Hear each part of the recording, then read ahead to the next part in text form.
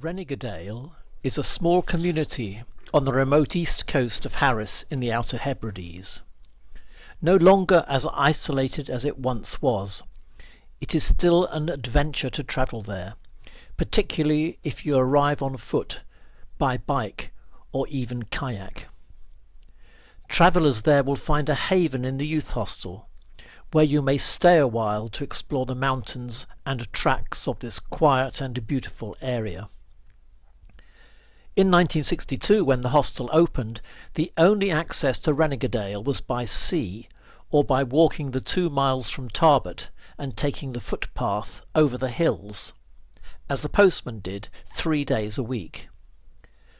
A road was constructed to Rhenigidale in 1989, and today you can arrive by this route, by bike, car, taxi, or on the daily bus. Rhenigidale was the first youth hostel of the Gatliff Hebridean Hostels Trust.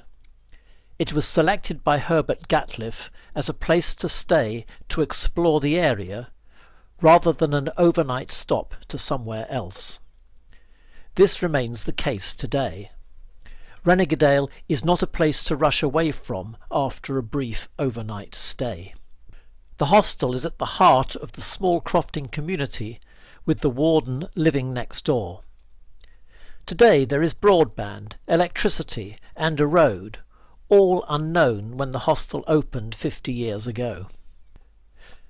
Rhenigidale is a simple 2-star hostel. The building contains a kitchen, a common room, washing facilities, and 3 shared bedrooms, providing accommodation for 14 people. Tents can be erected outside on levelled ground. You'll find good company, even if you come as a single person. You cannot book to stay here. Just come. There is little chance of not finding a bed. There are walks aplenty to enjoy from the front door of the hostel. 7 excellent circular walks are described in Neil Pinkett's handwritten pictorial guide, containing sketches and freehand maps that remind you of Alfred Wainwright's guides to the Lakeland Fells. The shortest walks are a mere 2 miles, and the longest a full-day walk of 13 miles. Close by is evidence of the communities that did not survive. Ruined houses mark the main footpath access to Rhenigidale, but in an area of smaller croft land at Mollingonish, buildings that once stood open to the elements have been re-roofed and brought back to life. The Isle of Harris and Lewis is a remarkable part of the British Isles, with fabulous beaches backed by wild flowers, and a harsher side, landscapes of naked rock made fertile only by years of toil using seaweed and manure.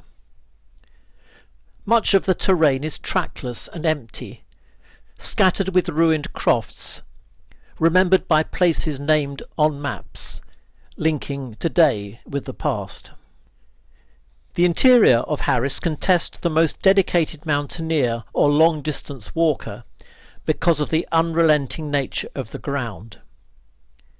Few footpaths exist, and tracks made by animals provide the easiest lines across the country. Walking across this country is a wilderness experience that has few equals. The sheep and vegetation provide the raw material for the dyers, spinners and weavers who conjure up Harris tweed, the hard-wearing cloth that is fashioned into contemporary and traditional products whose colours reflect the nature of the land. The homes of the weavers with their mechanical looms are often open to the visitor. The walk between Rhenigidale and Tarbert is one of the finest walks in Britain. Indeed, the Postman's Path has been called the most beautiful path in Britain. It is a well-engineered footpath embracing coast and hill, and passes through dramatic scenery. Another enticement at Rhenigidale is to climb the mountain that dominates the village. Todden may be only 528 metres high, but has the build of a higher mountain, and provides a bird's-eye view of the community, the coastline of the Outer Hebrides, and inland to the challenging mountains of the Harris Forest. So let us walk the path from Rhenigidale to the deserted village of Melinginish, and on to the head of the pass towards Tarbert, before descending the zigzags on the return journey back to the hostel. Follow this with a day on the hills behind the hostel, and a wander along the shoreline, before an evening gazing at the stars. Slow down. Enjoy this special place. And as you journey, listen to the Gaelic prayer that asks for God's blessing on the land and protection for its people.